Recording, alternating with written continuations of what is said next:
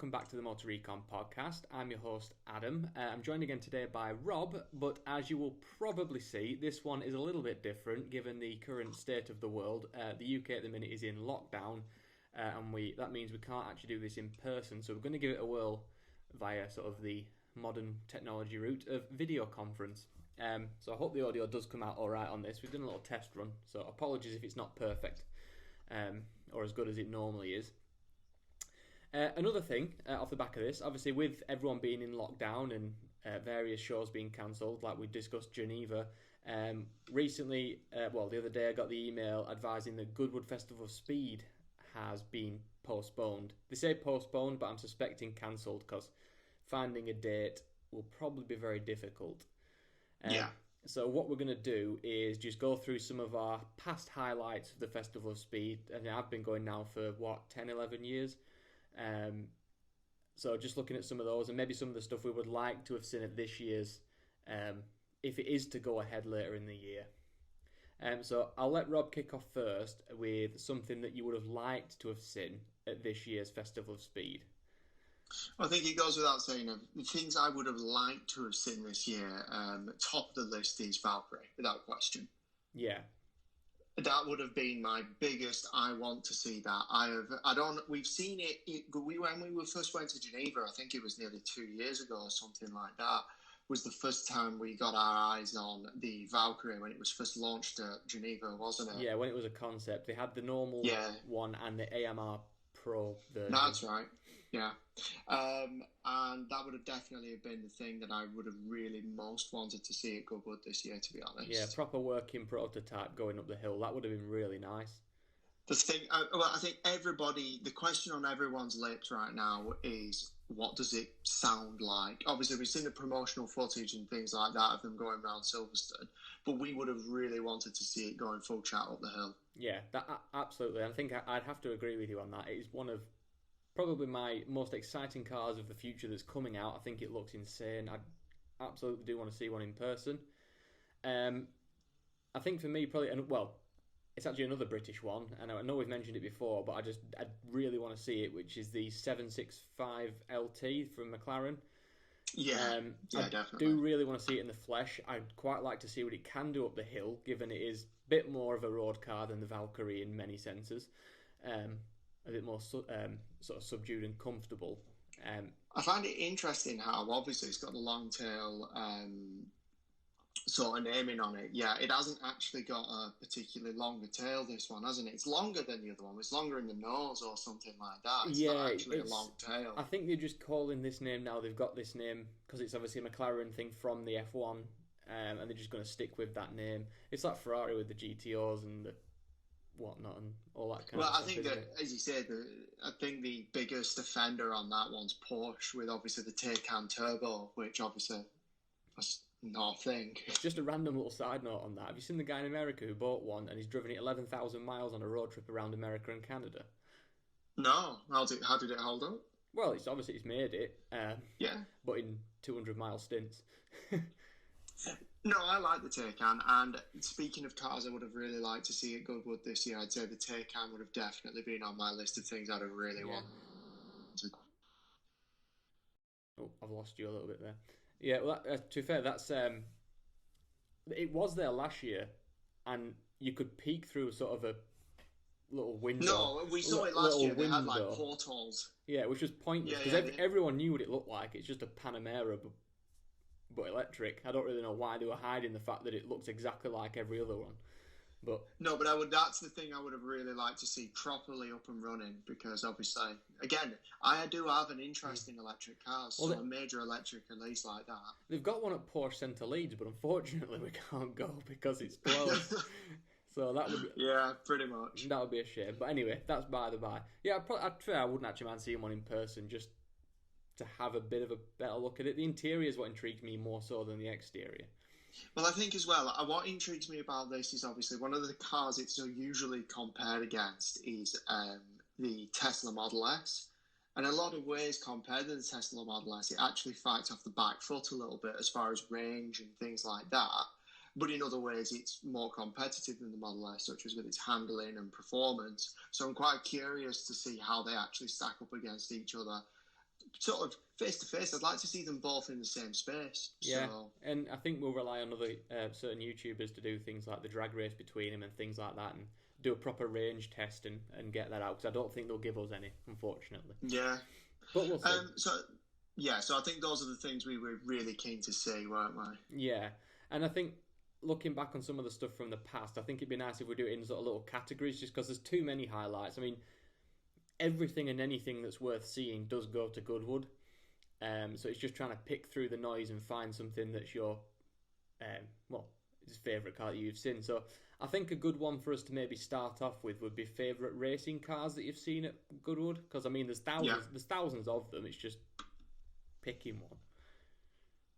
Yeah, and I would agree. And obviously, for me, my favourite category of racing is Formula One. So the vast majority of my picks in this list would be Formula One. And again, they have almost everything throughout history.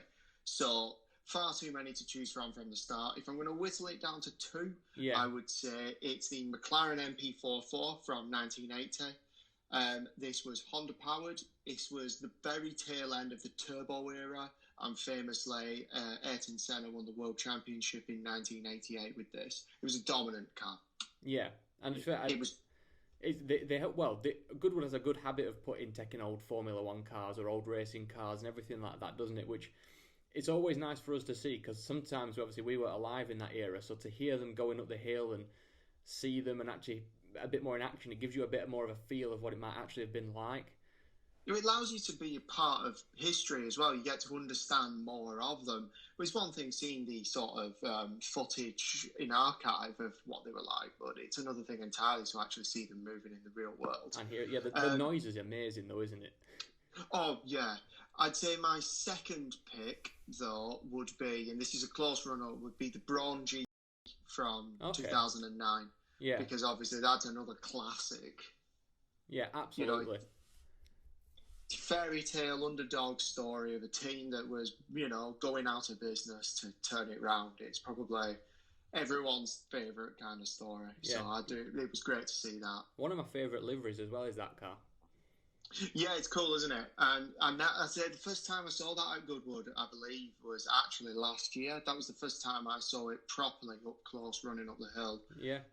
Yeah, that was brilliant. No, it was good. I don't think it was actually the championship-winning car. I don't think it was Jenson Button's. I think it might have been Rubens Barrichello's Braun. Yeah, I think it was. They have taken the championship-winning one in the past. It depends, obviously, depends what they've got available at that point, I guess. It doesn't really matter anyway. No. Both of them. They look exactly the same. Yeah, exactly. And sound the same. So I think, okay, two very good options there, actually. I'm quite impressed with those. For me, I think mine are a bit, not generic as such, but a bit more road car kind of like. So my first one is the Mercedes CLK GTR sort of LM car, the one that Mark Webber did a backflip on the Le Mans Straight. Yeah, I'd highly recommend you go YouTube that. If you haven't seen it, go and watch it. It's pretty impressive. Yeah.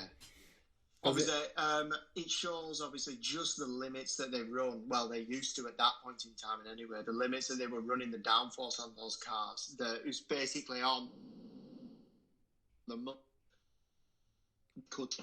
literally too much air gets underneath the nose, and away you go. Yeah, I lost you for a second there, but I got most of it, I think, on the audio.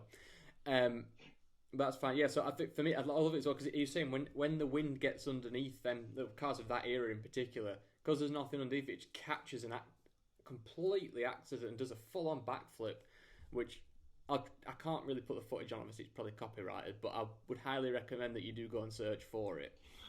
Ironically, that's not the first time. Well, as you said, that probably was the first time that's ever happened to him. But might say that it's not the last. No.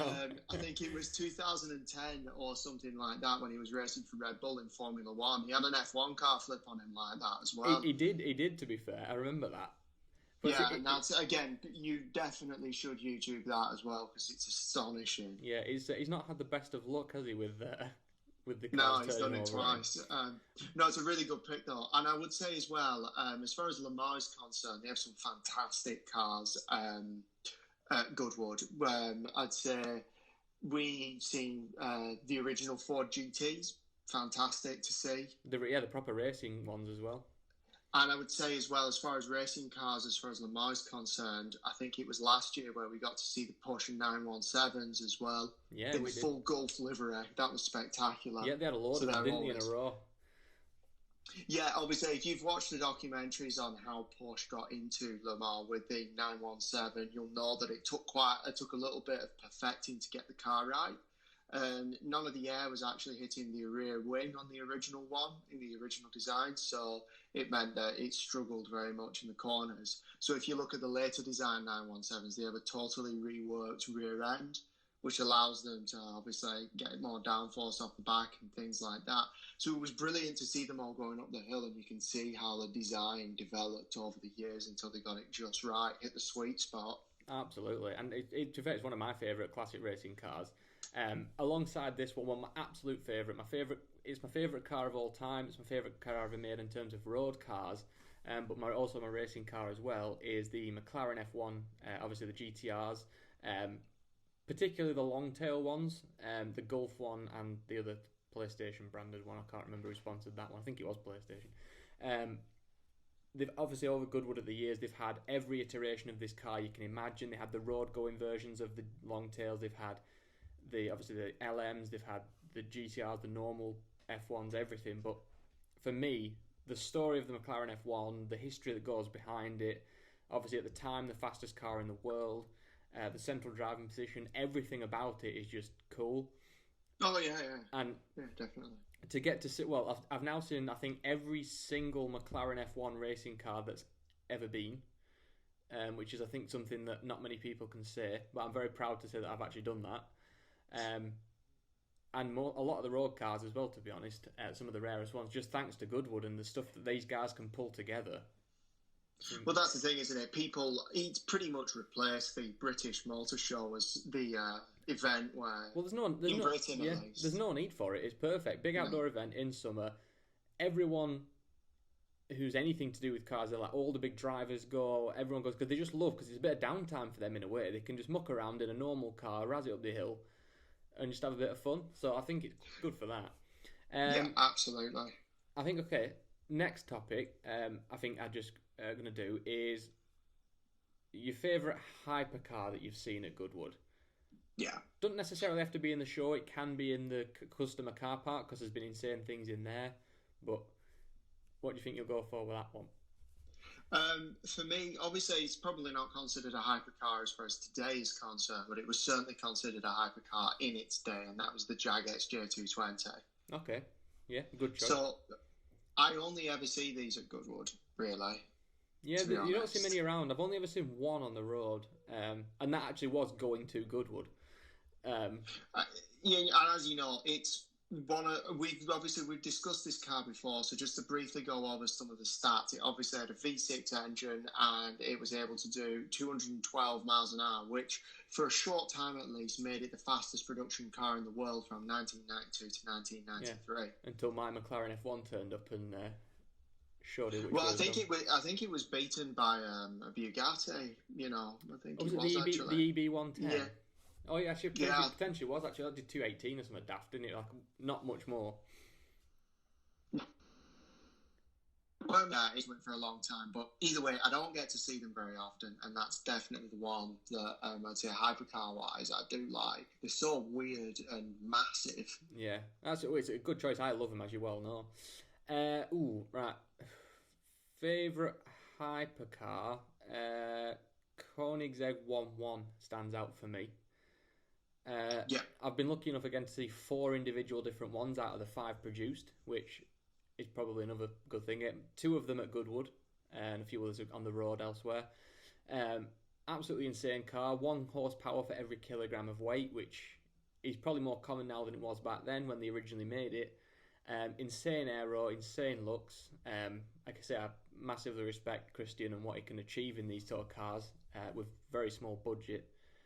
And I dread to think now how much they're worth. I think they were a couple of million new. Yeah. But again, they seem to have vanished off the face of the earth. Other than the 1-1 that I saw in London last August, that's the only one the only one I've seen on the street recently. Every other one seems to have vanished off the face of the earth into private collections. I said, while we're on Koenigsegg, I'd say that I don't know whether they probably wouldn't have had it at Goodwood this year anyway, but certainly for a future Goodwood. I'd say the car that intrigues me the most from them at the moment is the Gamera. They would have had that at Goodwood because they did the 1-1 Goodwood just after it had been unveiled at Geneva. So there's no reason why they wouldn't have done that, because obviously it was due to be revealed at Geneva, but unfortunately it wasn't. So Goodwood probably would have been the big public reveal. Yeah, because as you say, I find that car extremely interesting because of the technology more than anything, to be honest. And I think, for me at least, the styling is far more up my street, weirdly. Yeah, no, I understand that from your point of view. Yeah, so for me, it's that would have been something I'd have been very keen to see. Obviously, unfortunately, that's probably not going to happen now. But we will see it. Whether it's not this year, it might be next year, but we'll see it. Yeah, we'll definitely see it. I think another one just off the back of it. Okay, so I don't really know what category to put this in as such. I was going to bring up the TVR Cabrera Speed 12. Yeah. I'm not really sure what category that comes as because they only made 3 of them. Yeah. So it's very rare, but it's not. I don't think it was road legal. Oh, it might have been at the time. Well, I do have a pick on mine, which was, again, a one-off, very rare, and isn't road legal, so it's probably worth, or at least not in the guise that we see it in, which is the Evora GT4 concept. Yeah, I love that car. So obviously, it's interesting because it sort of harks back to the Lotuses of the Jim Clark era with the colour scheme, obviously the green and gold, and it has a GT4 cabin, and we've seen this going up the hill as well, so it did the hill climb at Goodwood. And yeah, it's just one of those things really that it looked brilliant, and I just hope that Lotus can find their way back into competitive racing. Yeah, I think hopefully they will be able to, and I say that car is a good standout one for me. Just a couple of things on this TVR, because again I keep forgetting just how unbelievably powerful and fast this car was. So again, this is back in 1997, remember? So this isn't a modern car. So just under 1,000 horsepower in 1997 from a 7.7 litre engine, which is absolutely unreal. Again, I think it's probably American based, given the fact it's that big. It sounds like the sort of thing that might have come out of a Dodge Viper or something. Yeah, I was thinking that. It probably came out of a Viper, what was once a truck engine or something like that. Yeah, something daft. But again, it did over 240 miles an hour. It actually was quicker than the McLaren F1. But it was I don't think it was ever officially crowned it because it wasn't road legal. Production? Yeah, or production car, yeah, and stuff like that. But yeah, it did actually achieve a faster top speed. It's like the Chiron Supersport. It's not an official world record, but it was the fastest car. Well, I think it comes back to as well. TVR, I think, genuinely are capable, because obviously they are a company now again. They are capable of making good cars, or at least extremely quick ones. And I think they appeal to a certain type of market as well that people. It's not actually that catered for anymore, which is people who don't really, edge of your seat, kind of your pants are on fire type driving. I think it also suits the fact that they were made in Blackpool. Now, for those people who don't live in the UK or have not necessarily been to Blackpool, it used to be very loud, very brash. People would go on hen parties, stag do's, all that kind of thing. There'd be, people vomiting on street corners. It was very loud and brash, and I think that's what TVR's like. It's very loud, very brash, and very aggressive. And that appeals to a certain type of audience, doesn't it? Trouble is, though, you can't help but love them, and I think that's the thing. Yeah, I love them and I respect them for everything they did. And again, I mean, it's one of those things. As speaking of cars, I wish I could have seen at Goodwood. I was hoping at some point I'd be able to see a Griffith, as in properly. Yeah, the new one. I'd like to see the new Griffith properly. I don't know whether I've seen it before yet or not. I don't think so. I don't think so either. So it's definitely something that is on my list of things to see. I don't know when that's due out as a production car. It was supposed to be this year, but I think this has pushed them back a little bit because I think deliveries were supposed to start at the mid to end of this year from what I've Yeah. heard. But then again, things keep getting said and it keeps getting pushed back. So That's the thing that obviously I hope it doesn't continue to keep getting pushed back until it never happens. That's the last thing I want to happen. yeah, I know. We'll just see how much money he's willing to pump into it. But Yeah. I hope it does. Okay, so next one from Goodwood, I'm going to categorize it as unicorn cars. So extremely rare stuff you probably will never see again unless they do bring it to Goodwood again. Yeah. So if you don't mind, I don't mind kicking off this one.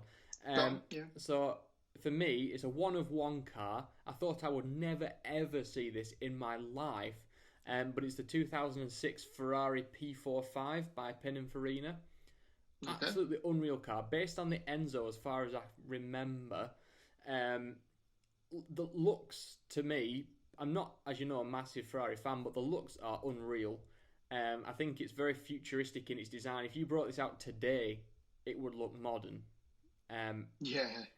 Commissioned by one man for his collection. Like I say, it's just a one of one car. I think they made a racing version of it as well, but that was also for the same owner. It wasn't road legal. I genuinely didn't think I would ever see it in my life.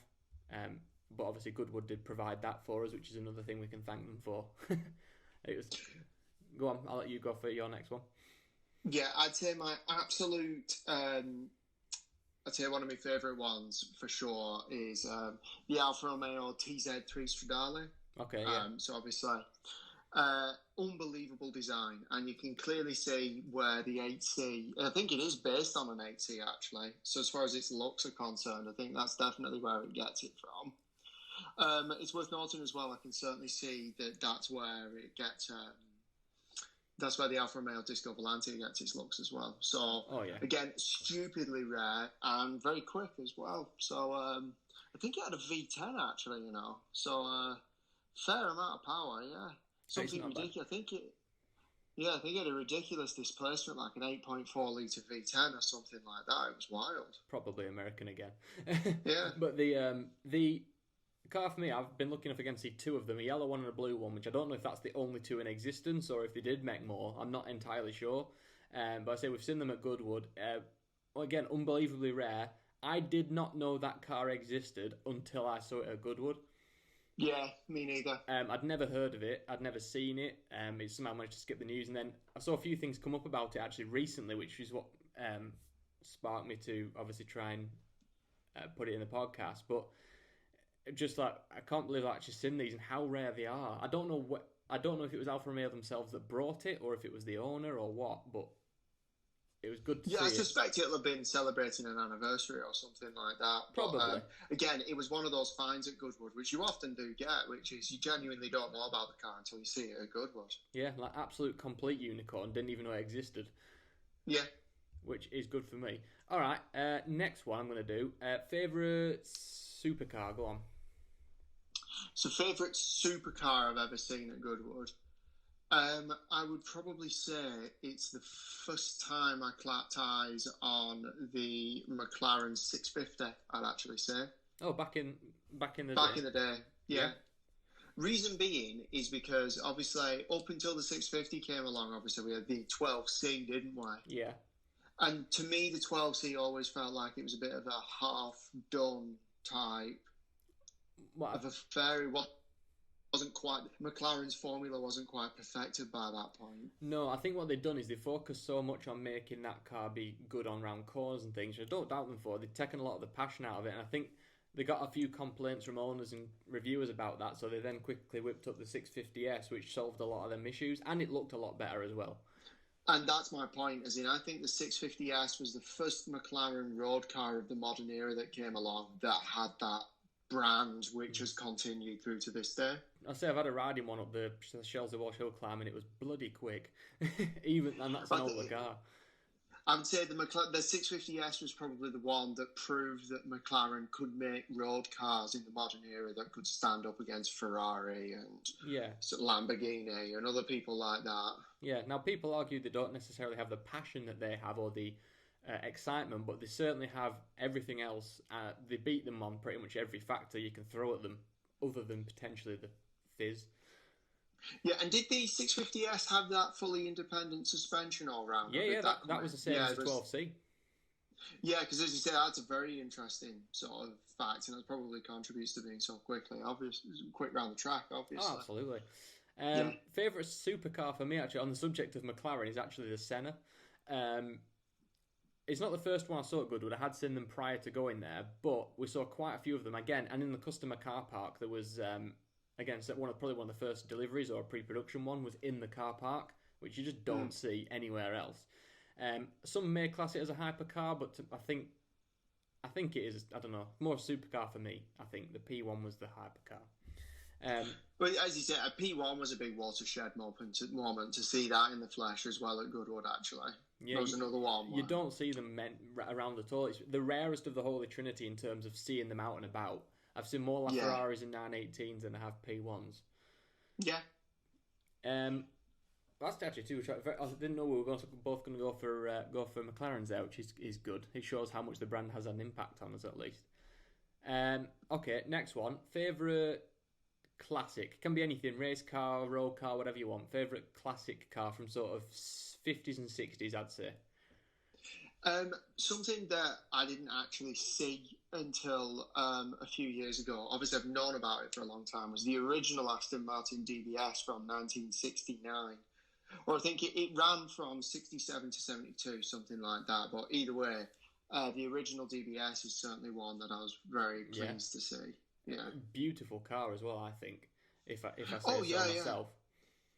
It marked a huge step forwards in Aston Martin's design. If you look at the difference between the DB5 and DB6, and then the DBS that followed that, you realise that the DBS is far more modern in its architecture compared to the other two, as far as design is concerned, as in styling at least, anyway. Yeah, it was a good one. It's one of my favourite Aston Martins is the original DBS of all time, really.